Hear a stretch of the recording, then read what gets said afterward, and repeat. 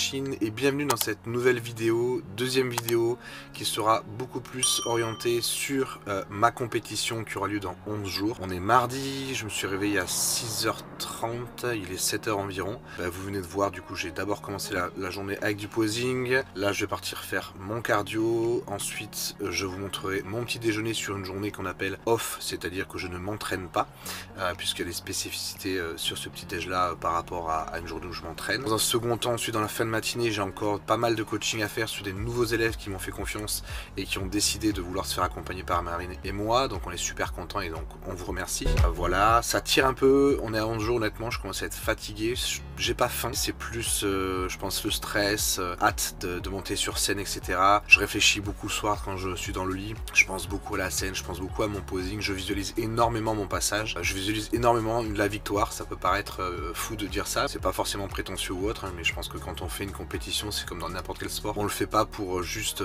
participer, hein. Enfin en tout cas moi c'est pas ma philosophie, je vais pas dire que c'est une philosophie de perdant mais presque. Donc en tout cas voilà, j'espère que ça va vous plaire, c'est parti, on attaque cette deuxième vidéo comme ça, j'espère que ça vous plaira, n'hésitez pas à commenter, ciao ciao.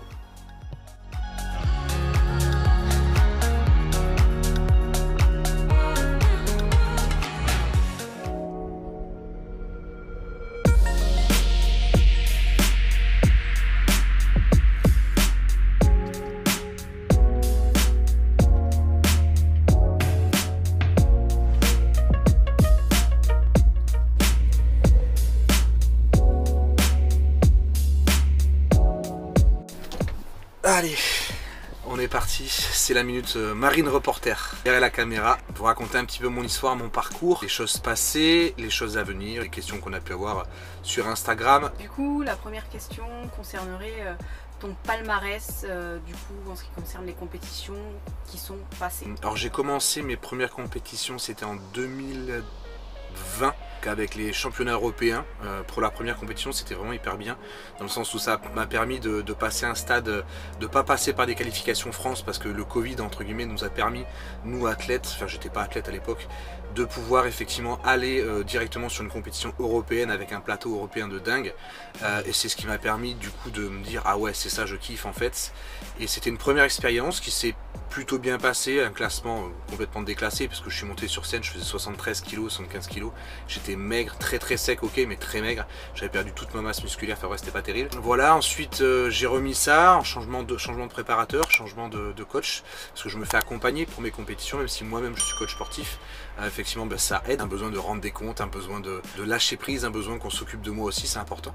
Donc première autre compétition, donc c'était l'année dernière en 2022, championnat de France, donc demi-finale, je finis deuxième. Un petit peu déçu, mais j'étais arrivé un petit peu flotteux, la condition n'était pas tip top. J'avais fait de la rétention d'eau 24-48 heures avant, trop grosse recharge en glucides. 10 jours après, la finale, championnat de France, pour laquelle je gagne le titre de champion de France en catégorie men's physique musculaire. Je m'y attendais pas du tout parce que je suis arrivé dans les compétitions un peu comme un cheveu sur la soupe. À la base, je suis un ancien gymnaste, j'ai déjà fait des compétitions, mais pas dans le bodybuilding, pas dans le fitness. Et du coup, ça s'est tellement bien passé que j'ai kiffé l'expérience. Gagner un titre de championnat de France, enfin champion de France, c'est un truc de fou, c'est hyper valorisant et hyper content. Cette année, du coup, en 2023, j'ai remis ça pour faire ma première compétition, non pas dans la fédération IFBB Clad normale, mais en NPC, tout simplement parce que je suis trop gros maintenant pour un men's physique IFBB, même en musculaire. Donc du coup le NPC, les physiques sont un poil plus gros quand même malgré tout, beaucoup plus rond en tout cas, pas forcément gros en poids parce qu'aujourd'hui je fais 90 kg, mais beaucoup plus rond, et du coup je correspond plus aux critères de la fédération NPC. C'est ça qui m'a fait choisir la fédération NPC et pas autre chose. Ok, et du coup ce changement du coup de fédération t'a amené, j'imagine que t'as fait du coup une prise de masse. Et donc du coup, comment s'est passée la prise de masse? Yes, je crois que c'est la plus grosse prise de masse de toute ma vie. On avait commencé en septembre 2022 et on a terminé en mars 2023, donc quasiment ouais, bon gros 9 mois de prise de masse propre. On a de 88 kg sur scène en finale championnat de France. Je finis en prise de masse à 101 kg à peu près, en restant propre malgré tout. Le but c'est pas non plus de se transformer en cochon, hein, c'est pas le sens d'une prise de masse. On peut faire de la qualité, on est obligé de passer par une prise de gras, c'est obligatoire, hein. Quelqu'un qui vous dit oh je te fais faire une prise de masse sèche, c'est du marketing, c'est un mytho le coach qui vous raconte ça. Il y a une obligation de prise de flotte, une obligation de prise de gras, mais obligation ne veut pas dire ressembler à un cochon. On peut faire les choses bien, intelligemment, et c'est ce qu'on a fait. tu fais une alimentation flexible, une alimentation stricte? Comment ça fonctionne par rapport à ça? Ok. Alors pour cette prise de masse, elle a été relativement, je veux dire, mi-figue, mi-raisin, un peu entre les deux. C'est une vieille expression, genre ça fait vieux, mais j'ai 40 piges, il faut me pardonner. Grosso modo, moi, ma façon de travailler avec toi, Marine, du coup, on est plus sur cette notion de flexibilité alimentaire au quotidien pour nos élèves. Effectivement, dans une préparation de compétition, comme je me fais accompagner, me faisant accompagner, je fais confiance à ce que me donne comme le coach en termes de nutrition.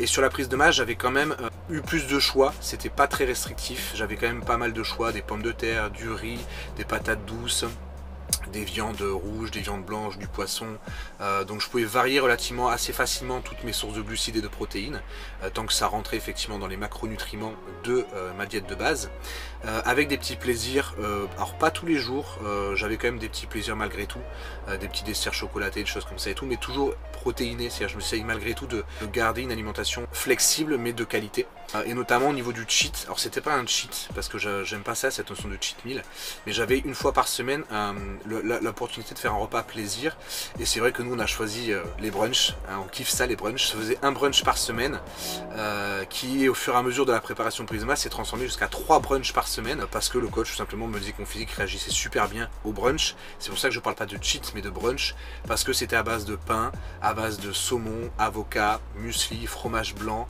œufs, confiture, fruits frais, jus de fruits frais, un petit peu de Nutella quand même, il y en avait dedans, donc plaisir, gourmandise, etc. Donc c'était c'est pas un cheat, c'est un brunch clean mais qui me faisait kiffer. L'important c'est de kiffer sa diète. Est-ce que du coup pour les personnes qui aimeraient mettre en place la diète flexible, tu aurais peut-être un e-book à leur proposer, quelque chose comme ça? Yes, bien sûr, on a sorti ça il y a quoi, à peu près une année et demie je pense, un e-book qui est gratuit, je vous mettrai le lien dans la description, qui vous permettra à vous directement, si vous le souhaitez, de mettre en place la stratégie de l'alimentation flexible qu'on met nous-mêmes en place à nos élèves et qu'on utilise dans notre quotidien. Marine elle marche comme ça, hein, qu'on utilise dans notre quotidien, sauf quand moi je suis en prépa compétition, et encore j'ai des idées en tête pour l'année prochaine où je pense que potentiellement j'aurai envie de me challenger et de continuer à travailler ma préparation physique avec une alimentation plus flexible, non pas dans du cheat mais plus flexible, encore plus dans le choix des aliments, des sauces, des choses comme ça, etc. et tout, plus de plaisir aussi au quotidien. Du coup, quels sont tes plans pour 2023? 2023, donc première compétition dans 11 jours, ça se voit à mon visage, ça commence à tirer un peu. 9 septembre à Lille pour la régionale, donc c'est une nationale qui est un passage obligatoire pour pouvoir faire la suite des compétitions. Ça fait partie du règlement, vous devez faire cette compétition là. Bon, clairement le but, je sais qu'il y en a qui se préparent pour ces compétitions un peu à 80% voire à 50% parce que il n'y a pas de gros enjeux, mis à part avoir la validation pour continuer à faire des compétitions derrière. Mais nous, on a décidé de se préparer à 100%, donc d'afficher malgré tout le meilleur physique. Pourquoi? Parce que je suis un compétiteur, je suis un athlète, je ne vais pas pour faire les choses à moitié, j'y vais pour gagner. Encore une fois, je répète ce que j'ai dit tout à l'heure, c'est pas de la prétention, mais je ne fais pas de la compétition, je ne fais pas autant de sacrifices de ma vie perso, dans ma vie sociale, dans ma vie gourmandise, pour finir deuxième, troisième ou dernier, juste parce que je me prépare pour la suite. Donc non. Donc 9 septembre, le but arrivé à 99%. Ensuite, il y a le premier Pro Qualifier. Là, l'objectif est d'avoir une carte pro. Donc c'est le 16 et 17 septembre, donc quelques jours plus tard, à Alicante, en Espagne. Donc, et si tout va bien et que j'ai ma carte pro là, à la limite, je pourrais commencer à faire un premier pro show d'ici la fin de l'année. Ça peut être intéressant. J'ai clairement pas le niveau, je le sais. C'est un autre monde, le niveau professionnel. Mais ça me permettra de me comparer sur scène et de voir un petit peu le travail que j'aurai à faire sur fin 2023 et 2024. Si pas de carte pro à Alicante, c'est redirection Lille fin septembre. Le 30 septembre, jour de ma fête, et le 29 septembre, juste avant, j'aurai fait 40 ans pile poil, donc je vais monter sur scène pour mes 40 ans, je me fais mon petit cadeau comme ça, donc il n'y aura pas de gâteau à souffler, il n'y aura pas de cheat à manger, etc. Ça va être strict à fond, c'est pas grave, j'assume, et ça fait partie des choix que je fais, hein, sinon je le ferai pas. Et je pourrais m'inscrire du coup là, pour le coup, en Master 40+, et en toujours Open classe E, Men's Physique, 1m80, 1m83. Et si là encore, toujours pas de carte pro, la dernière échéance sera courant novembre. Donc là, ça va demander à tirer très loin pour la diète, très loin pour la prépa. Donc je pense qu'entre temps, il faudra forcément des recharges, des choses comme ça, parce que le corps peut pas tenir non plus de manière indéfiniment. La particularité de cette compétition-là en Italie, ça sera donc à Milan, c'est qu'il y a la possibilité pour les masters d'avoir la carte pro, sachant que normalement pour les catégories master 35+ ou 40+, c'est simplement de gagner sa catégorie, ce qui est déjà très très bien, et pour gagner ce qu'on appelle la carte pro, il faut faire l'overall, c'est-à-dire gagner ma catégorie open, Et ensuite gagner l'overall, c'est-à-dire de toutes les catégories A, B, C, D, E, F. Donc il y a un gagnant à chaque fois. C'est de sortir le gagnant de tous les gagnants parmi cette catégorie Open. Sauf qu'à Milan, en Italie, il y a une carte pro aussi à gagner sur la catégorie Master. Et donc ça laisse une belle opportunité d'aller chercher la carte pro. Donc 40 ans avec un gâteau de riz. 40 ans, un gâteau de riz à souffler, ouais. On va souffler 40 bougies sur des... Ou 40 grains de riz. 40 grains de riz, ouais. On va les compter, ça sera filmé du coup. Et du coup, est-ce que tu pourrais nous parler un petit peu du coup de tes entraînements? Combien de fois par semaine tu t'entraînes? Quel groupe musculaire tu travailles? Tout ça, il y a peut-être des personnes qui se posent la question. Alors c'est particulier à ma catégorie, c'est particulier à mes besoins par rapport à mes axes à améliorer, donc mes points faibles et mes points forts. Je n'ai que 4 séances d'entraînement par semaine. Je fais 2 jours on, donc 2 jours où je m'entraîne, 1 jour off, je me repose, 2 jours on et ainsi de suite. Donc c'est pas un planning entre le lundi et le dimanche, c'est un planning roulant en fait. C'est 2 jours on, 1 jour off, 2 jours on, 1 jour off, et ça roule sur le mois, sur les mois à venir, etc. 4 entraînements du coup, un qui est pour le dos forcément, puisque je devais travailler ma largeur et mon épaisseur de dos, c'était mon plus gros point faible. On a pas mal charbonné dessus, mais il y a encore du taf, je sais que je peux encore beaucoup aller bosser là-dessus. Mais on a clairement bien progressé. Un autre entraînement spécifique épaule, arrière de l'épaule. Alors là j'avais vraiment aussi pas mal de retard sur l'épaule latérale. Bon, je pense que cette année clairement on peut le voir sur les vidéos, c'est devenu un gros point fort. Donc d'un point faible c'est devenu un point fort. Donc comme quoi parfois on pense avoir une limitation ou un point faible, c'est simplement que je n'entraînais pas suffisamment bien ou pas comme il faut. Un troisième entraînement qui sera du coup les jambes, donc ischio quadri et un peu de fessier. Et le quatrième entraînement c'est les pecs. Donc vous remarquerez qu'il n'y a pas de séance biceps, il n'y a pas de séance triceps. Ça peut étonner, mais tout simplement parce que j'ai déjà des bons biceps et des bons triceps de par la gym, de par mon passif de musculation, parce que c'est clairement pas des points faibles aujourd'hui. Et tout simplement parce qu'en réalité quand vous faites une séance dos, tout l'exercice de rowing sollicite énormément vos biceps, et quand vous faites une séance pec, quasiment les exercices de pec vont solliciter vos triceps. Donc si vous avez déjà un point fort biceps triceps, ça n'a aucun sens d'aller les matraquer sur une séance supplémentaire en individuel, puisqu'ils vont bosser grâce à votre séance pec pour les biceps, pour les triceps, et à votre séance dos les biceps tout simplement. Et donc du coup, dernière petite question concernant ton état d'esprit, comment tu te sens à l'approche de la première compétition qui arrive très très bientôt? Je me sens très mal, je suis au bout de ma vie, ça se voit. Non, je plaisante. Honnêtement, pour cette troisième année en tant qu'athlète, je suis beaucoup plus préparé psychologiquement parce que je connais les différentes étapes. Je sais comment mon corps réagit, je sais quels sont les process qui vont m'amener à être fatigué, pas fatigué, dans le dur, pas dans le dur, etc. La prise de masse n'a pas été difficile, mais les gens s'imaginent souvent que la prise de masse c'est facile et que la sèche c'est très difficile. Honnêtement, cette année, je dirais que ça a été 50-50. Voire peut-être 70 la prise de masse et 30 la sèche. Pourquoi? Parce que déjà je suis pas dans le mal au niveau de la sèche, au niveau de la diète. J'ai gardé beaucoup de calories malgré tout. Sur les jours off c'est plus compliqué, mais sinon malgré tout j'ai quand même de bonnes quantités, j'ai des plaisirs dans le palais. Je suis pas clairement pas limité en calories, donc ça se passe bien. Pourquoi? Parce que d'année en année j'ai amélioré mon métabolisme, j'ai pris du muscle, donc forcément quand vous avez plus de masse musculaire vous mangez plus, puisque ce muscle là consomme plus de calories, donc il a besoin de, vous avez un meilleur métabolisme, c'est logique. Donc déjà forcément je mange plus qu'avant, donc ça c'est appréciable visuellement dans l'assiette, mais aussi au niveau énergie, même si pour mon gabarit ça reste des faibles calories. Pour autant psychologiquement c'est beaucoup plus dur à tenir, beaucoup plus facile à tenir, pardon. Ce qui a été plus dur c'est la prise de masse, parce qu'on est monté jusqu'à des 4000, 5000 calories, des choses comme ça, et à la fin je pouvais plus manger parce que l'effet de satiété vient très vite, écœuré à manger des grosses quantités, même lissé sur la journée, ça passait plus, j'arrivais plus à manger, obligé de me forcer, et c'est ça qui devient très dur parce que je suis obligé de le manger, sinon si je mange pas je progresse pas, donc c'est la réalité.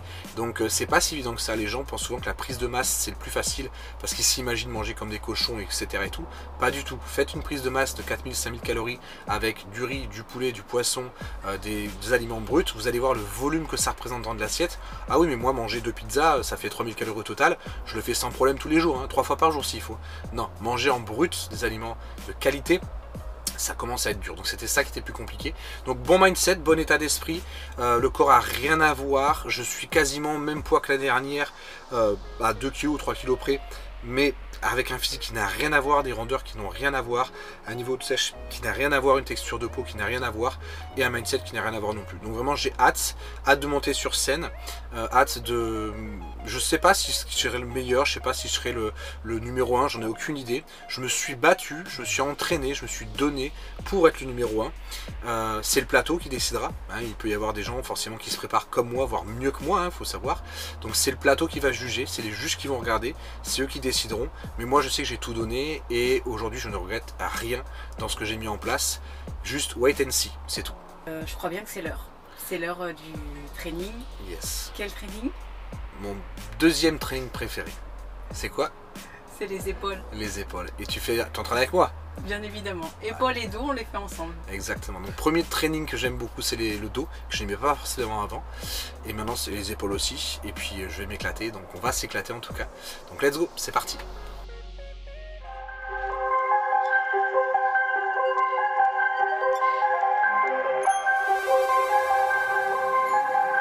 Je suis dans le dur, séance épaules. Pourtant c'est censé être ma préférée, mais là j'avoue que j'ai du mal à m'y mettre. Ça fait 10 minutes que je suis posé assis dans les vestiaires à me dire vas-y Jérôme, vas-y fonce, vas-y donne tout, donc on va tout donner, c'est parti.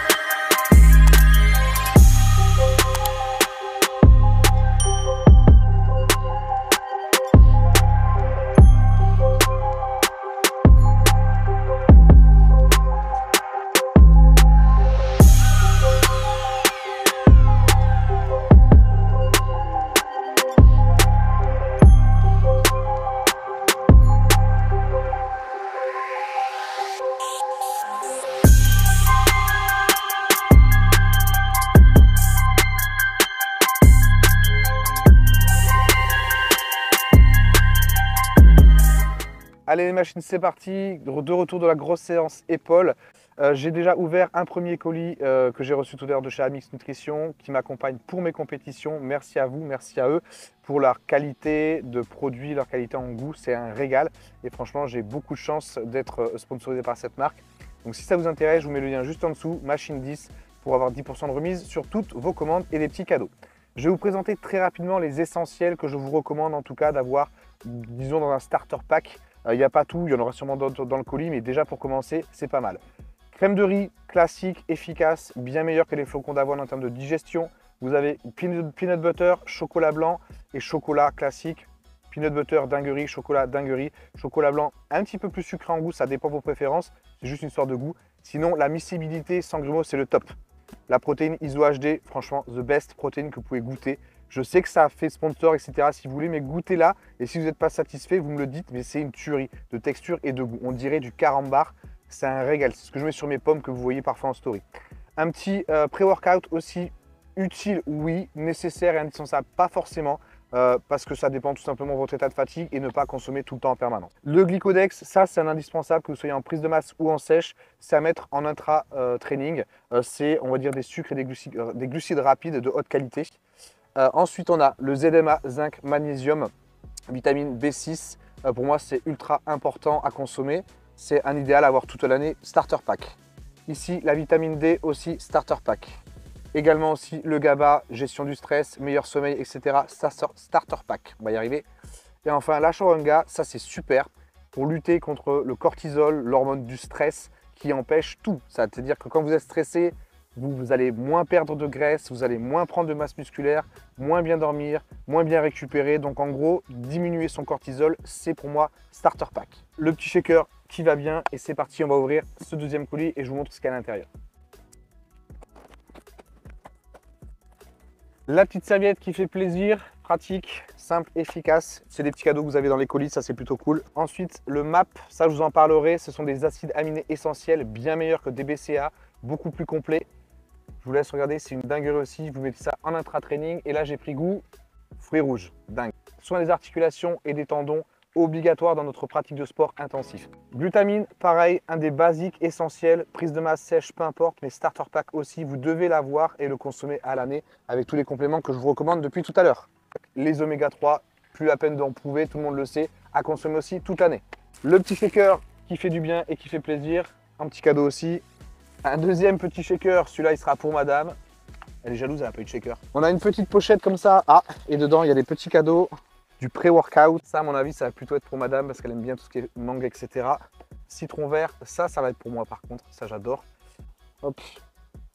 Vitamine C, Starter Pack, pour moi c'est un obligatoire. Vous devez consommer à l'année des vitamines C et ce n'est pas dangereux d'en consommer toute l'année. On a des petits échantillons de la Whey Protein Fusion. Protecteur, tout ce qui est pour la digestion, le foie, etc. Chardon-Marie, super efficace. Et enfin, pour terminer, des petits vêtements. J'ai jamais testé, je vous dirai. Donc on a un t-shirt, deux t-shirts, un t-shirt et un débardeur. On essaiera tout ça et je vous montrerai. Du coup, dans le Starter Pack, moi ce que je vous recommande, obligatoire, Oméga 3, c'est sûr et certain, il vous les faut. Le ZMA, obligatoire, il vous le faut aussi. Point des articulations, pareil, obligatoire, Starter Pack. La vitamine C, Starter Pack aussi. L'ashwagandha, le GABA et la vitamine D. La glutamine, classique aussi, pour moi c'est à avoir dans votre basique des compléments alimentaires. Ce que je vous ai présenté en Starter Pack, pour moi c'est la base des compléments alimentaires à avoir au quotidien dans votre régime alimentaire du quotidien pour votre prise de masse ou votre sèche. J'espère que ça vous a plu. Dites-moi en commentaire si vous voulez plus de détails sur chacun des compléments, que je puisse faire une vidéo peut-être plus complète que sur ça, pour vous expliquer quels sont ceux que j'utilise en prépa sèche, en prépa masse, les dosages, les timings, etc. Pourquoi, ce que je recommande, ce que je ne recommande pas. Et évidemment, c'est important aussi de savoir que ça reste des compléments. Ça ne remplacera pas une bonne alimentation équilibrée. Mais malgré tout, aujourd'hui, on sait que la nourriture est pauvre. On a des styles de vie et des rythmes de vie très intenses. Et les compléments sont une vraie force, une vraie plus-value pour nous aider dans notre sport à atteindre nos objectifs. Déballage terminé. Cette vidéo touche à sa fin. On espère que cette vidéo vous a plu. N'hésitez pas à liker la vidéo, à vous abonner et à commenter. J'ai un petit défi pour du coup les abonnés. On a fait combien de vues sur la dernière vidéo? 338. Ok, donc du coup pour la prochaine on vise les 400, c'est bon? 400 Allez. vues. Allez, On compte sur vous.